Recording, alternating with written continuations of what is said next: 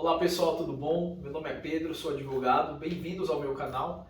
No vídeo de hoje eu quero falar com vocês um pouquinho sobre a lei do superendividamento, mais precisamente sobre o que é um consumidor superendividado e o que é mínimo existencial.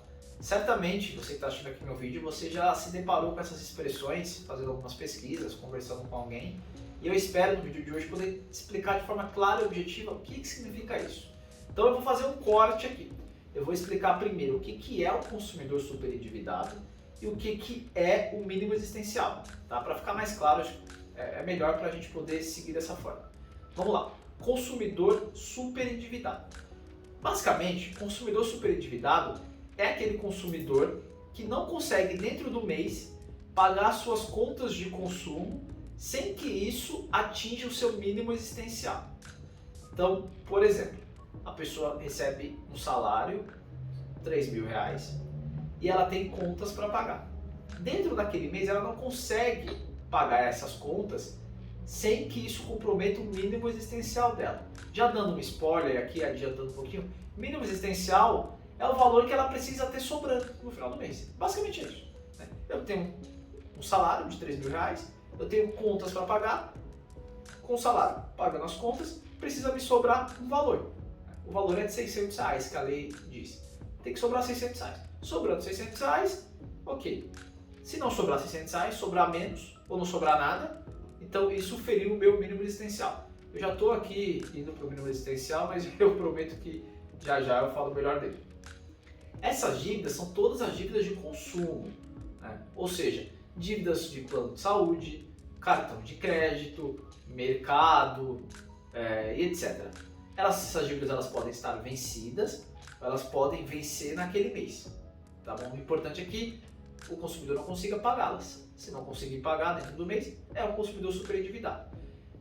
Esse conceito de superendividamento ele é importante porque ele vai possibilitar a você, consumidor superendividado, renegociar essas dívidas.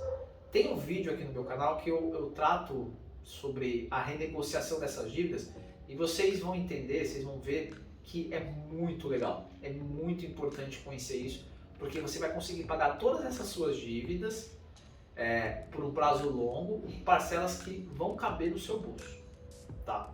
Agora, indo para o conceito de mínimo existencial, como eu adiantei agora, mínimo existencial é o valor que você precisa ter ao final do mês sobrando. Esse valor é de R$ 600. É até curioso porque a gente sabe que o salário mínimo no país, na data de hoje, eu estou gravando esse vídeo, em setembro de 2023, está em 1.320. Então, em regra, qualquer brasileiro poderia viver com 1.320. A gente sabe que na prática isso não é verdade, mas né, eu não estou aqui para dizer o que é certo e o que é errado, eu só estou aqui para comentar a lei do superendividamento. Então, o salário mínimo, já diz, né? O salário mínimo é 1.320. Então, em tese, todo mundo poderia viver com esse salário, com esse valor, né, supriria as necessidades mínimas de cada indivíduo. Mas a lei do superendividamento, ela diz que o mínimo existencial é de R$ 600. Então, se você ganha 3.000, e você, por exemplo, tem R$ 2.800 em dívidas, te sobrou R$ 200, certo? Então, te sobrou muito menos que R$ 600. Então, você seria caracterizado como um consumidor superendividado, porque o seu mínimo existencial foi comprometido. Ah, Pedro, eu ganho R$ 3.000 e tenho 1.500 em dívida. Então, você não é um consumidor superendividado. Te sobrou aí R$ 1.500. Tá? Importante. Existem dívidas que não vão ser consideradas na lei do superendividamento. Então, se você tem essas dívidas, você não se enquadra. Né? Quais são? Dívida para compra de imóveis. Então, se você comprou um imóvel, você não pode ser considerado um consumidor superendividado. Essa dívida não entra aqui. Se você fez alguma compra já com a intenção de não pagá-la, você também não pode ser considerado um consumidor superendividado. E a terceira situação é se você comprou um produto de alto valor, um produto de luxo. A lei, inclusive, usa essa expressão, produto de luxo. Então, você comprou, sei lá, uma bota que custa R$ 15.000, você não está conseguindo pagá-la, paciência, você não é um consumidor superendividado, essa dívida não vai entrar aqui. Agora, quando a gente vai fazer esse cálculo dos R$ 600, A lei, ela traz uma outra situação, que são as dívidas que não vão se enquadrar dentro do mínimo existencial. Então, por exemplo, você ganha R$ 3.000 por mês, tem R$ 2.800 em dívida, então te sobram R$ 200, como disse agora há pouco, você é um consumidor superendividado.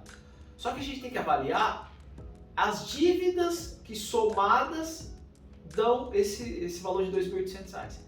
Se essas dívidas elas forem dívidas de condomínio, impostos, financiamento, empréstimo consignado, né? Quem me assiste aqui sabe que muitas pessoas fazem empréstimos e o desconto é na própria folha de pagamento. Se você tem essas dívidas elas têm que sair do mínimo existencial, elas não entram. Então, por exemplo, você tem R$ 2.800 em dívidas, só que você tem dívida de IPTU, dívida de condomínio e tem um empréstimo consignado. Essas três dívidas que eu mencionei aqui, elas dão um valor de R$ 700, certo? Então, elas vão sair da nossa conta.